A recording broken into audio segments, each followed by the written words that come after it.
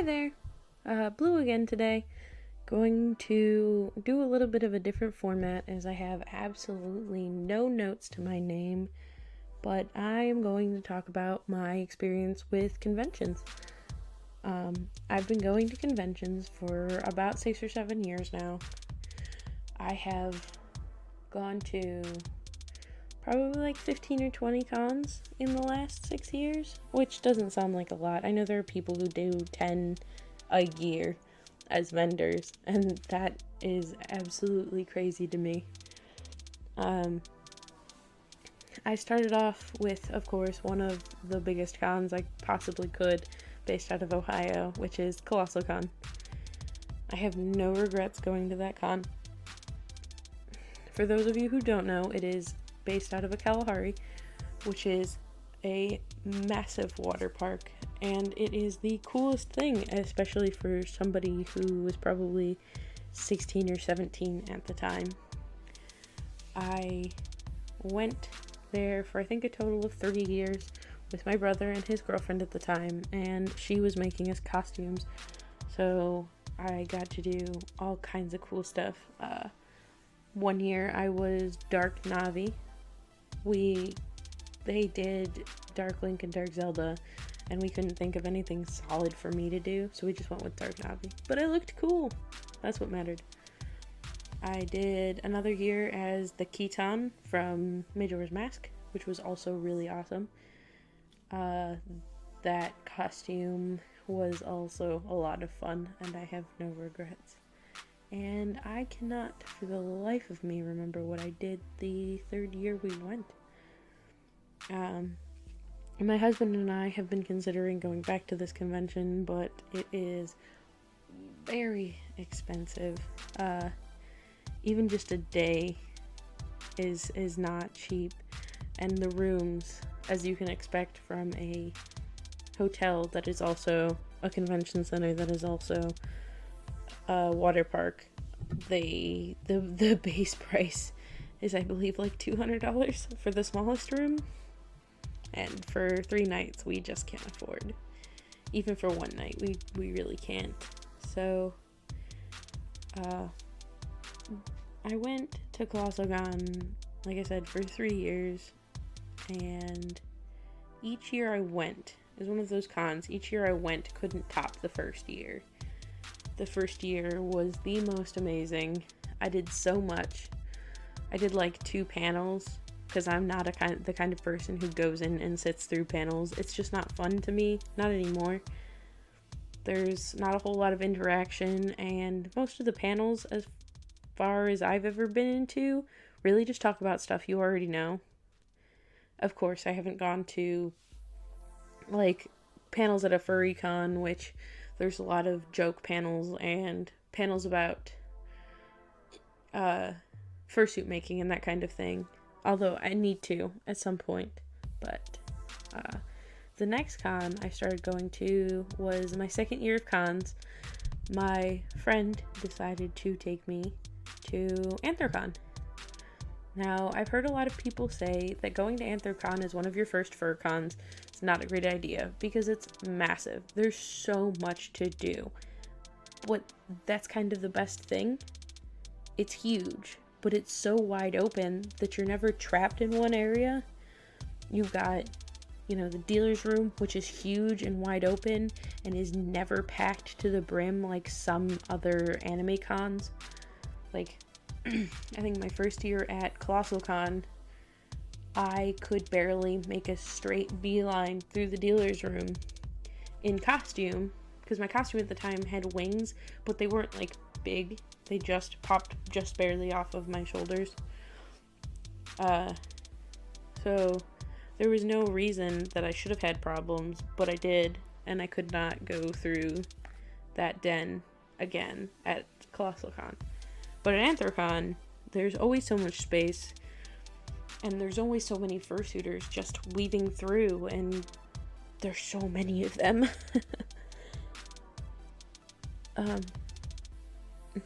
But there's not enough of them that you're constantly bumping into people or back to back with people where you're trying to maneuver but you can't.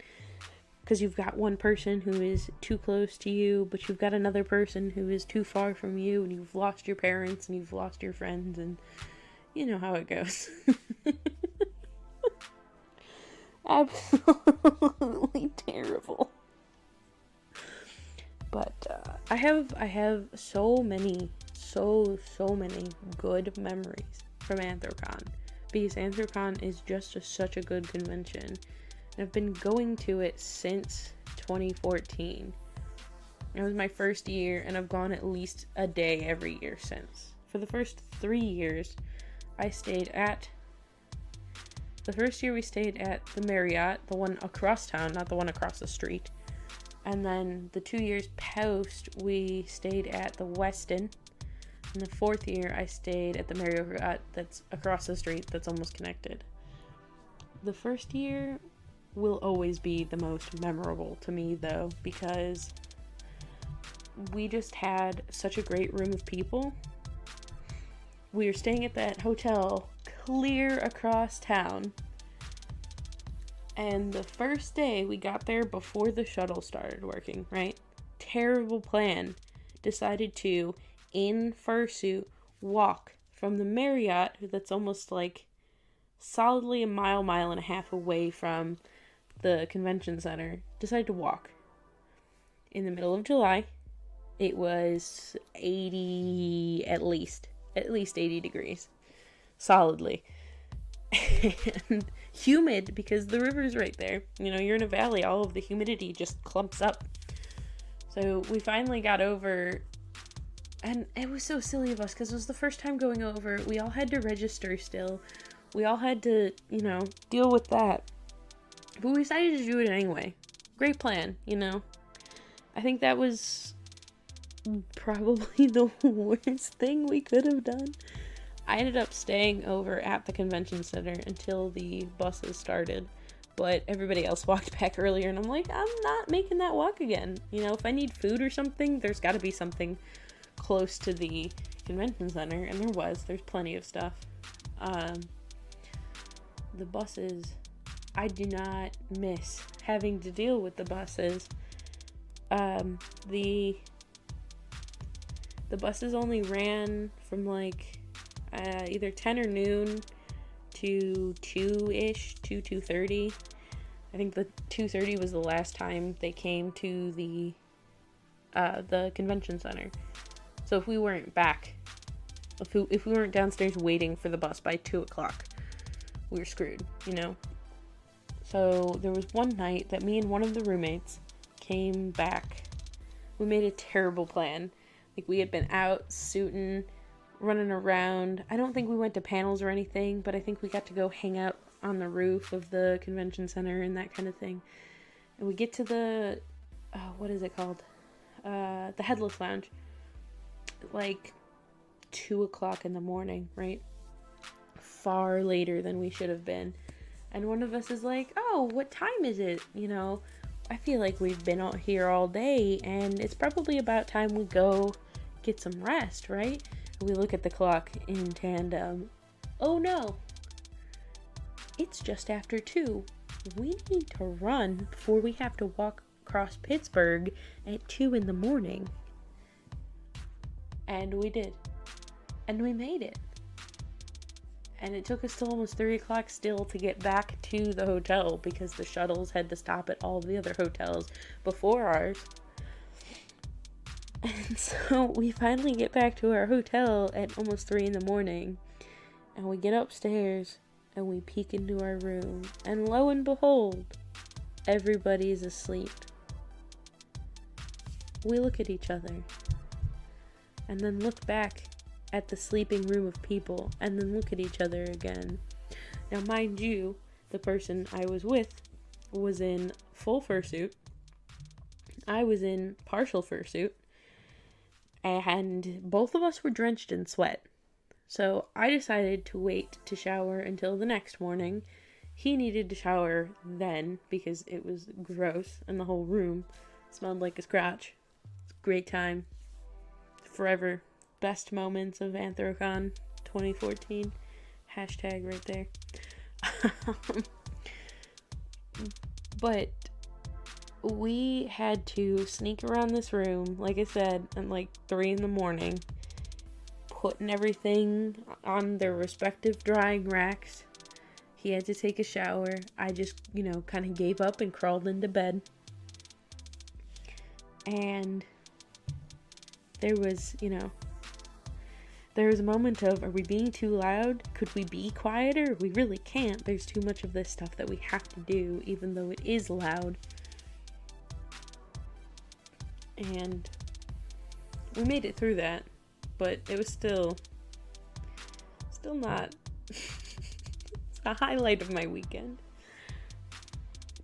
My least favorite highlight of that weekend was it being, I don't know if it was the first one or the first time we went or the second time. I think it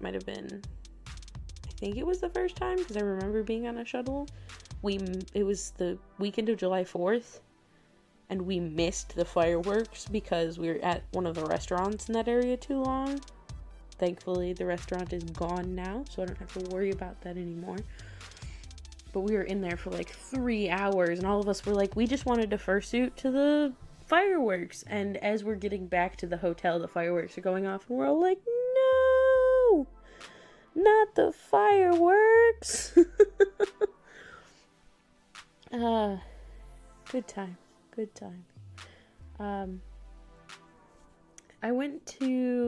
That was the only year, thankfully, that we were that far away.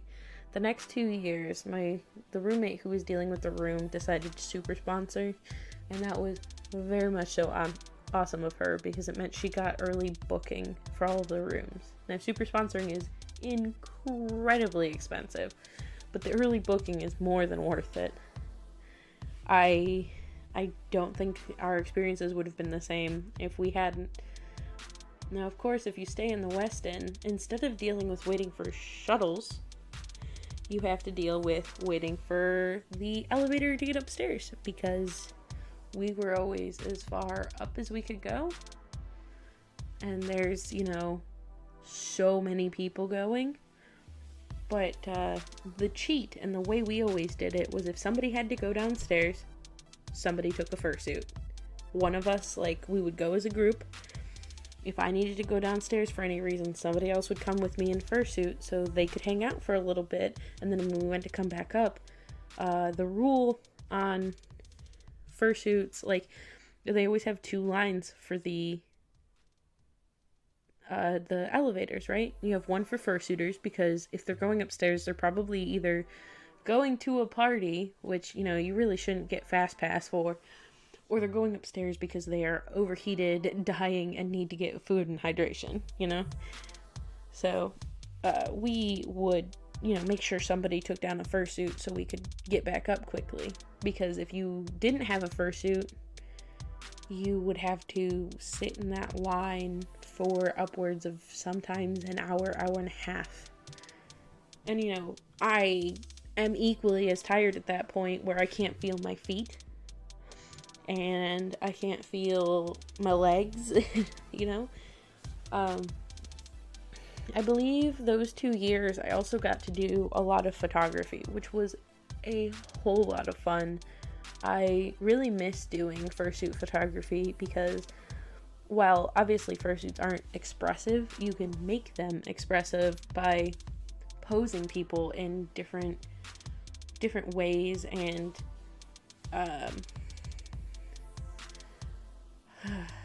just with different moods to the poses, and it makes it a lot of fun for me because those 2 years I was doing photo shoots for a very, very big maker who had probably 20-30 people at each of them, and they had me doing group photo shoot and then singles for everybody and little groups if they wanted them.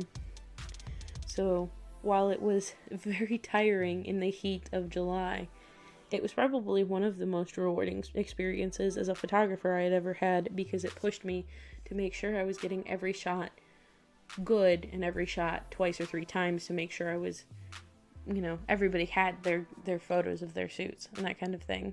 I really, really miss doing photography for fursuits, and I'm going to keep trying to push it in the near future because I would love to get back into it, I just have a lot of fun with fursuiters because they're silly to begin with. It's part of the personality to me of being a furry is being absolutely silly and being ready to be absolutely silly. So,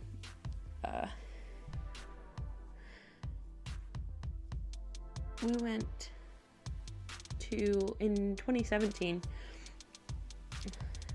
my friend decided to come to me with, hey, you know, we've been doing Anthrocon for a couple of years. Well, why don't we try out Furry Week in Atlanta? You know, it's quite a bit of a drive, but from what I've heard, it's a good con. Like, that doesn't sound like a bad plan. You know, it sounds like a lot of fun to me, honestly. That was not at a point in time, that was like the year before I met my husband and stuff, so we were just, no, was it? Huh. Trying to remember, because it was weird times for me. I think it was, because I had just started working with her at that point. But she decided to ask me if I wanted to go to the con and just try it out and, you know, see how it was. As we've been going to Anthrocon. Let's try something different. You know, we haven't been going to any other furry cons because there's nothing in the relative area.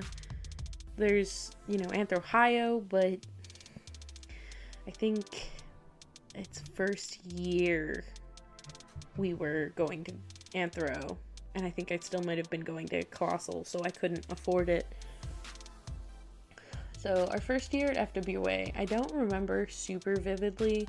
I remember the second year more vividly, but I do remember that the first year I took a lot less seriously. The second year, I believe my husband went with us, and it was a lot of fun, but also a lot of stress because I spent a lot of the weekend not vending, but doing stuff in the artist alley. But the first weekend we spent, you know, entirely there to have fun. I think I sat down in the artist alley like once that first year and, you know, tried it out, and that was cool. But we did a lot of time in FWA's pool because at the time that FWA is at is, you know, or was at least April-ish. So you could go and jump in the pool and be in there for hours because it's like 65, 70 degrees, you know, borderline. You probably shouldn't be in there. And the pool is half in, half out. So you're like, I definitely want to get in this pool. But the pool, half of it's inside this little thing and half of it's outside. And I want to be in the outside part because it feels really cool to pop my head out and it be cold. But then the water's really warm. But that's how you get it good old cold. So you don't want to do that. But it was such a fun experience because somebody decided to bring a beach ball. And the second year, I brought a beach ball, so... But the first year, we had been tossing around that beach ball for probably like an hour, and nobody wanted to get out of the pool. And it was nice in there, you know? When you come from Ohio, somewhere that is cold almost all, or feels like it's cold almost all year round. It isn't actually, but there's only so much time you get to swim, whereas people down in Atlanta get more of the year to swim. You know? I think I just went to cons, but that con I vividly remember for spending most of the weekend in the pool. We also, one of our roommates who lives in Georgia decided to take us to his favorite restaurant. Now, he had been going to Anthrocon with us for a couple of years, so he roomed with us at FWA that year. We went to Gus's world famous hot chicken, or fried chicken, and that place, still to this day, thinking about it makes my mouth water. We've gone at least once every year at FWA since, and like we're talking about doing a couple of cons that are down south this year. We've already discussed that one of the cons we're going to right on the way is a Gus's. We're stopping. We're doing FWA this year. We're stopping. At least once. I'll probably eat there all weekend because they're not like super expensive. But that is, if you ever go to FWA or Anthro Southeast, from my area at least, stop at a Gus's. Their chicken is so worth it. So worth it. FWA was also really nice because attached to the hotel was a food court type thing. So you didn't even have to leave the convention center half of the time if you wanted to get food, which is amazing because Atlanta is shady. When we went the second year in 17, in 18, yeah, that was last year. My husband went with us, right? He decided to pick a place across town to go eat. And we got followed by somebody. We had one person who pretty much was like, "Oh, I'll take you there for money." And I told Zach, like, "No, don't do that. I know how to get there." And he's like, "No, we'll do it because otherwise he'll just follow us anyway." And I'm like, "You're not wrong. But I don't like this situation either way, especially with how far away the place we went to eat was from the convention center. Whereas, like, everywhere else we had gone to eat was attached to the convention center. And the only other time we had to leave was for the car because the parking at the hotel is too expensive. So I was parking a couple blocks down. It's just cheaper, which works out in the end anyway. But FWA is by far my second favorite con. The second year was cool because while since I took my husband, we only got to go Friday, Saturday, Sunday. But those 3 days, like, getting to take him to his first FurCon as just converting him, not even a full year before then. It was a lot of fun. And while we did the overnight drive, when he got off on Thursday night, we overnight drove into Friday. So I didn't sleep clear into almost Saturday afternoon. Like, I didn't, we did the artist alley on Friday until it closed. And then, like, we went out and got food. And I did some stuff with my husband as far as, like, the dealer's den and that stuff goes. But then we right back at it. The second year was also a lot of, well, I want to swim, so let's just go swimming. And I took my own beach ball. So we always had a beach ball to play with. And it's, no matter what, everybody gets in on it with something like that. And you've got everybody tossing around a ball. If the ball goes out of the pool, everybody jumps up and grabs it, It's one of the things I really love about the furry community is that everybody is super friendly, at cons, at least. I trust a lot of these people, I'm less worried about something happening between, like, us, my group of friends that go to cons, and furries versus us and people who are not furries who are just in the city because that's where they live.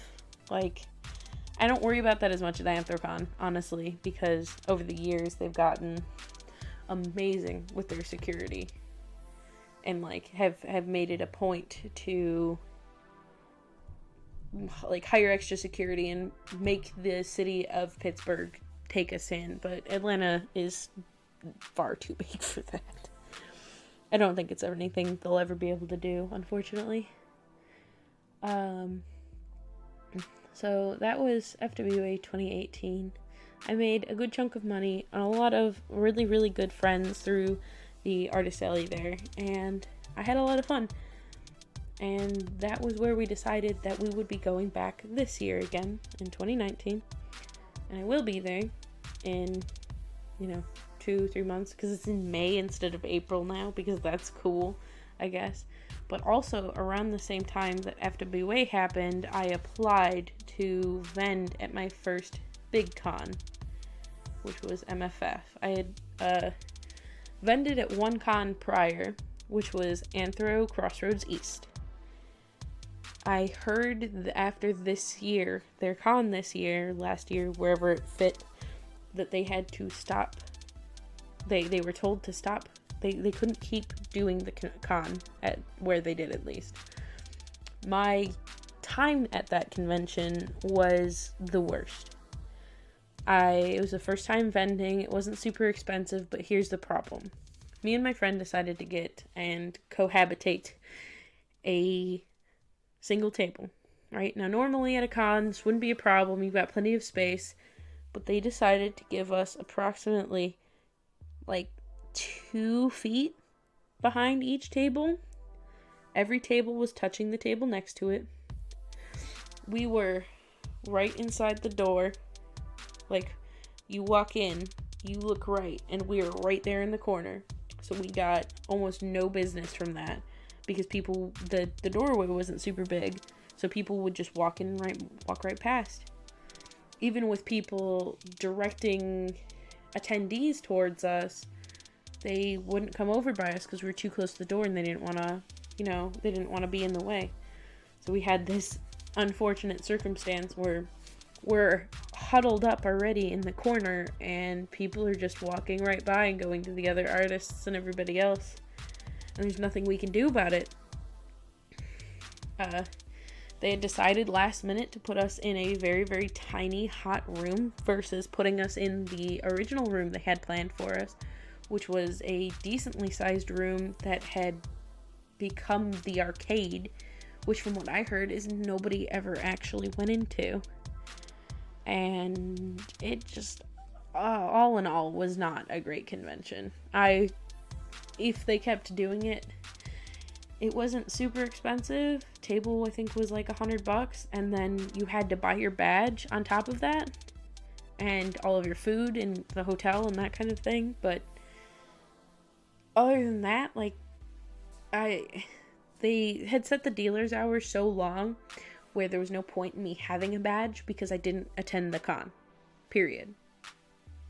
Like, I had woke up, came downstairs, got something really quick to eat, right into the dealer's room, set up, sat down, worked all day.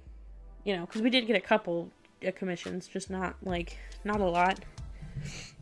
And we kind of figured afterwards we had made some mistakes because we got a lot of people who wanted to commission one of us but didn't really want to like say that in front of the other artist. So they ended up commissioning us for collab pieces, which is fine. She and I have collaborated many times in the past. We do it practically all the time. Like back then, especially, we would worked on a collaboration account and that kind of thing. But that con was the worst. And the agreed thing upon most of the people that we had gone with and that we got to know over the time of being there agreed that the only good thing about the convention is that the hotel decided to keep the pool open longer, because again, favorite part of a convention is the pool. I don't get to swim outside of cons because I don't get to go to hotels and I don't have access to a pool otherwise. So I'll just enjoy I'm not actually here for the con, I just want to swim.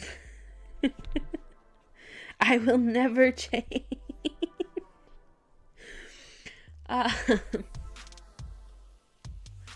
That con is not something I enjoy talking about very often. But like I was saying originally, about the time, just after FWA ended, I decided that I was going to, as a joke, apply for Midwest Fur Fest in end of November into December, completely 100% as this con is too huge, I'm not gonna get in, it doesn't matter. And I got in. And then I also had applied to a small first year con after getting turned down for FWA for this year. I applied to Anthro Southeast, which is an amazing convention, and I got in, and I did that last year, and I'm going to go in order of when conventions happened. So first was Anther Southeast in October. Now, I wasn't going in with high expectations, high hopes. The table, I got a half table slot, was $90, included, now this is the freaking kicker, the best part, included lunch, dinner, your badge, discounts on, at the very least, we got discounts on the hotel, and we got in first, you know. So that con, I think they estimated to be like 200 people originally, and ended up with almost almost 1,000 people as their end total. Now, the con itself, I don't really know. I didn't get a lot of time to spend in the convention space because I got there on Wednesday and I left on Monday. And Wednesday and Thursday were sleep days for me. I pretty much got out there. We went swimming, I think, once, and then I slept the rest of the time because I didn't want nothing to do with anything. That was my little vacation in the middle of, October. And by that point, I wasn't working a job anymore, so it wasn't that big of a deal that I got my own little vacation. Let me see. Yeah, we went swimming a bunch. And that con was so good. I just think about it a lot. We set up on Thursday night. I think setup was like 7 p.m. to 2 a.m. And I was one of the first people in there because I was one of the first dealers that was even at the convention. So I went in and I set up and I got all of my things set up, and it took me almost 2 hours, but then there was a handful of people. And one of my favorite things about this con is another thing that no con does, which was had us all, or at least a majority of us, in a Telegram group chat with the other dealers. So as soon as I got done, I'm like, I'm here for the night. I'm gonna send a message. And I sent a message in the group chat, and I was like, hey guys, does anybody need help bringing stuff in or, setting up? I have nothing to do. This is our free night. I got like 2 or 3 responses with, I'll be here at this time. Are you free? And I'm like, yeah, I ain't doing anything. I'm just sitting here looking pretty and conning food out of other attendees that are in my room because I needed it.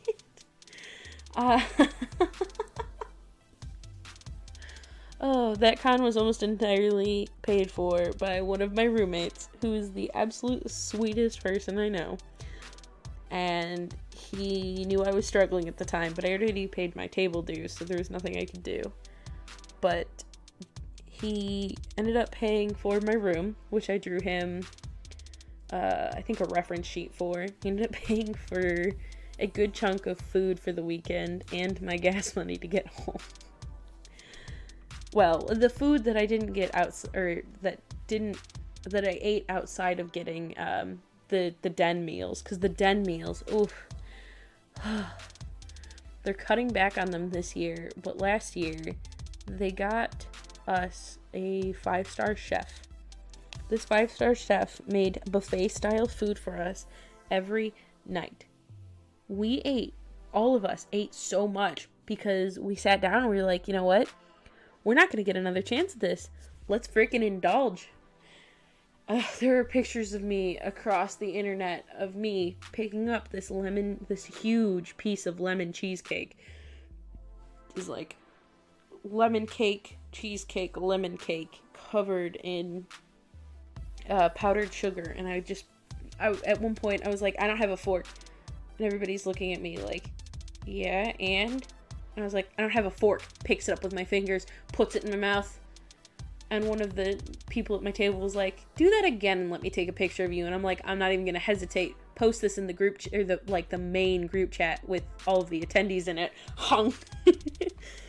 Oh, good times. It was the funniest part to me at one point. Because where they were serving us our meals was this little hallway between the dealer's den and this little, room with a bunch of tables for us to sit and eat at. And in the hall, at the end of the hallway, you could, like, attendees could look over because it was part of the main hotel and that kind of thing. So people would walk by and see us walking into the other room with full plates of ribs and grits and shrimp and stuff, and just be like, what? Like, what do you mean you get fed? And I'm like, we're working here, you know? You're here for fun. I'm here for work.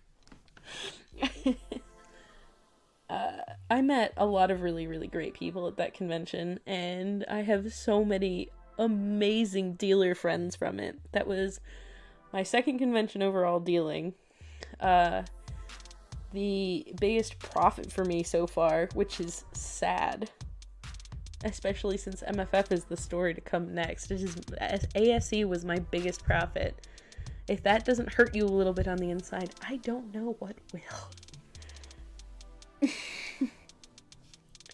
So, I had a really great, that con, at the end of the convention, at one point, the con chair came in to talk to us and, you know, tell us all about how he appreciated us, because we for first year con, they had problems, but also, you know, we had problems, but we all worked together and made sure that there was no end problems. There's nothing huge we had to deal with in the end, you know? So at the very end of this convention, you know, he came up to us and, you know, told us all, you know, you've done a great job. I couldn't appreciate y'all more. And we maybe made him cry for reasons that I am not going to publicly talk about, but it was mostly my fault. But that group of dealers, even, like, I didn't know anybody. This con was all the way down, you know, it's 9 hours from my home. It was not a convention that I knew anybody going to. I was blind faith going in with a room of randos to a dealer's den of randos, just whole bunches of people I had no clue about. And I could not be happier with how it ended out. I made so many friends, and I'm going back this year and I'm dragging friends from up here and not giving them a choice because I know they'll enjoy it. You know, I'm so excited to go back. That's the thing that, like, I'm prepping for FWA right now and ASE again, and I am more than pumped. Like, I'm getting ready to put in finish up my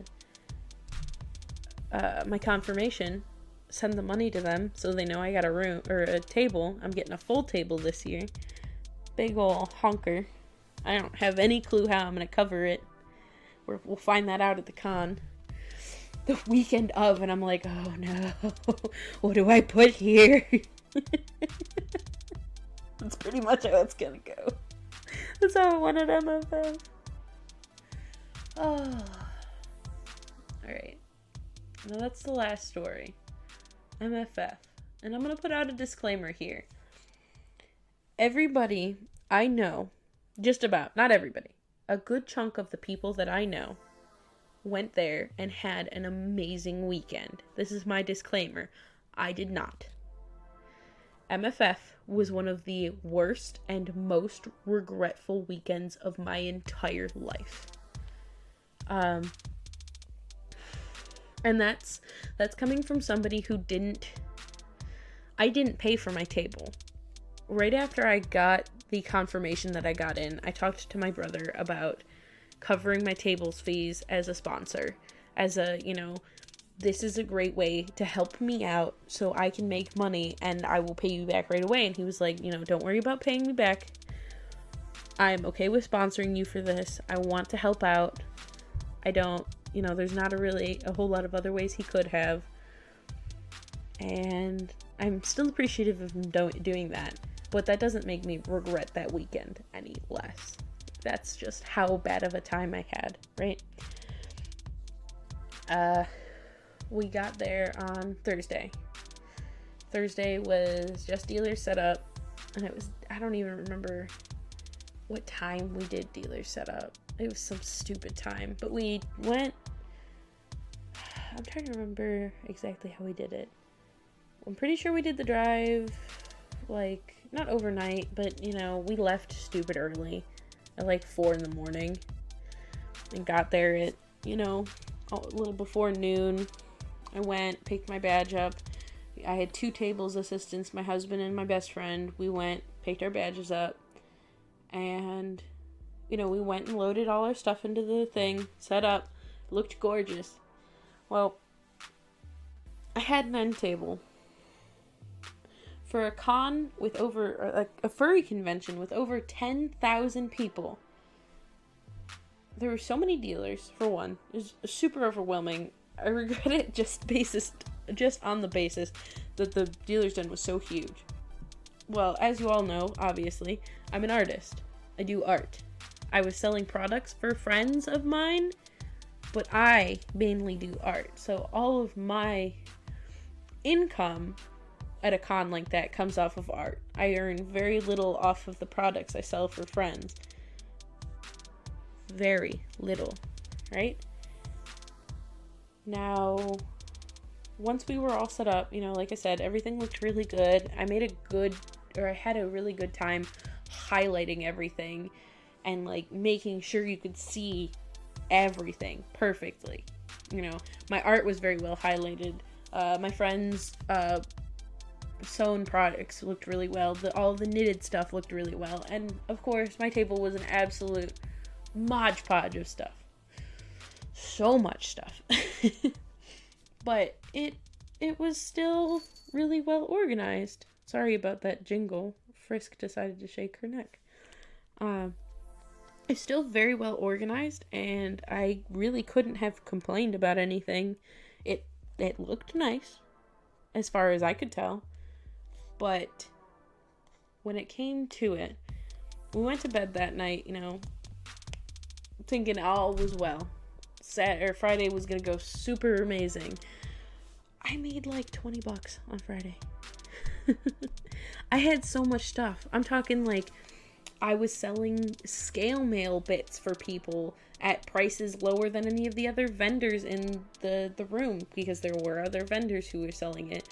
I was selling a fursuit head base that I sold, I think, on Saturday late. I was selling dice bags of 2 or 3 different varieties, book bags of 2 or 3 different varieties. You know, I had a huge mismatch of stuff. So much stuff, you know? Stuff that I know people want. And over the whole weekend, one of my friends caught it, or as far as my stuff went, which is, you know, fine, or would have been fine if I had sold more across the board. But, like, just for me, I sold one badge to a friend. I sold a second badge to a person who okayed the sketch and then cried about the colors and tried to tell me that they were going to have somebody else color it for him because they hated it. Thankfully didn't, like... Please don't do that to your artists. Don't okay what they've done and then turn around and tell them that it looks like crap. That hits them in the worst spots. I think my total after the entire weekend was like $400, and out of that I made barely $200. Like, for a con, 10,000 people, I'm carrying stuff that would be great. You know, it's at the end of the year, I understand, but I'm carrying stuff that would be great last minute gifts. I'm carrying low price stuff, I'm carrying high price stuff, and everything in the middle. I've got art, I've got prints. I forgot my print book, but I was okay with selling anything out of my regular book. Like, I've got pre-made art that I had brought. I had everything. Buttons. So many buttons. I think buttons is what I sold the most of. I had art from one of my best friends I was selling. Like, their art is some of the most amazing stuff I've ever seen. And I had, instead of people buying it, people questioning me, well, why aren't they here? You know, why are you selling their art and they're not here? Well, because they're done with furries and they hate all of you for exactly this reason. That's not true, but the hating furries and being done with them is, and sometimes I don't blame them. I honestly don't. I love the fandom and I love everything they've done with them, but some people are total crap. That con, I ended up getting really stressed out on Friday night because I hadn't made anything. And everybody was like, well, there's still Saturday to go, you're gonna make a lot of money on Saturday. I promise, Saturday's the biggest day. And I'm like, I understand that, but if I didn't make anything on Friday, everybody's there Friday, Saturday. Nobody comes for Sunday. Last minute buyers, maybe. And I think I got a couple, but no, at that point, no art. Because why are you going to buy art from an artist on Sunday when you're not going to get it then until weeks later? Because they don't have time to finish it at the con now, right? So, oh man. I ended up getting so stressed out that I kind of broke down. I had to go sit by myself for a while, and I ended up causing a lot of stupid stuff over it because I needed to be left alone. And you know what happens when that happens and you can't say anything about it. So, but that, like I said, I know so many people who had such a good time at that convention, but for a con that is that huge and has that many attendees, it was very easily the worst setup con I have ever been to. The other thing that made me so upset was that I think it was Saturday afternoon, my husband, he had come with me to help me deal, at one point told me, leave, go walk around, go downstairs, go check out the not safe for work room, go check out the artist alley, and just walking through the artist alley. We went to visit one of my friend's friends, and she was sold out. You know how much that hurts? I paid to be selling there. I paid a lot of money to be there and be selling there. And I didn't make a quarter of what some of these artists in the artist alley did. And my art, I was making a point to push it, sitting there constantly telling people, well, why don't you, I have all of this cool stuff. Why don't you also check out my art? I've got more cool stuff, rad stuff. Oh, this still drives me absolutely nuts. Because I can't get over the fact that, I know a lot of people did really well at the con as well. But I also know a handful of people who did really, really badly at MFF. And a lot of people told me, you totally deserve to be there. Because I was whining at one point in time, I don't deserve this spot. I'm not good enough for it. And that proved to me. The difference in... It proved to me I was not good enough. There were people that should have been there instead of me. And I'm okay with that. But I wish somebody would have, I wish there was some note somewhere that would have said, don't do it. Somebody that's better suited will do it and it'll be all good. And you won't lose out on $1,000, You won't be in the negatives because you went to a con and tried to sell. Ugh, that was the absolute worst. I jumped over it. I'm gonna get away from that now because I'm frustrated. I jumped over it, but I think it was September. I think. I can't quite remember. I also did MatsuriCon last year as a staffer. One of my friends, month and a half before, was like, hey, you want to go staff at this con with me? We need more staff in my room. And I'm like, sure, cool. I'll totally do it. It sounds like a good time. I love going to cons. And if staffing means I get to go for free, then I get to go for free. I had to pay for food, and I had a lot of friends that were okay with paying for food for me. So I got very lucky with that one as well. So I paid for gas, pretty much. That one was... I had a lot of good moments, and I had a lot of very bad moments. But a con that I'm most of the conventions I've gone to, I've been glad that I've gone to them. No reason to be not glad. So, you know, you have to watch out sometimes, because some people will have absolutely amazing times at conventions and some people won't, and you gotta keep an eye out for those people that won't, because at least in my mind, you gotta help them and make sure they're having a good time, because that could ruin that convention for them forever. I personally, unless something changes, will never go back to MFF. Never. I won't even consider it. ACE is gone. I won't go back. MetsuryCon, I'm going back this year, but I don't know I'll go back again another year. We'll find out as I go. And that's pretty much it for this video.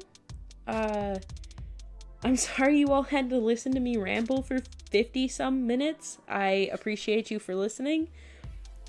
I am very proud of myself for being able to make a recording this long. I wasn't expecting it. I'm kind of glad I went with the freehand versus the notes, because I think I go through my notes too quickly. I look at them and I need to jump around from thing to thing and go back and make a point about one thing and come back to it.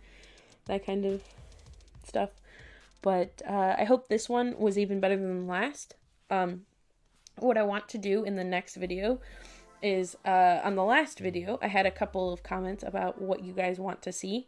I would appreciate if you guys left more comments of that caliber, because I would like to do a Q&A video as one of my next. I have, hopefully, the next 2 Thursdays worth of videos, so I shouldn't be off for a while, but we'll see.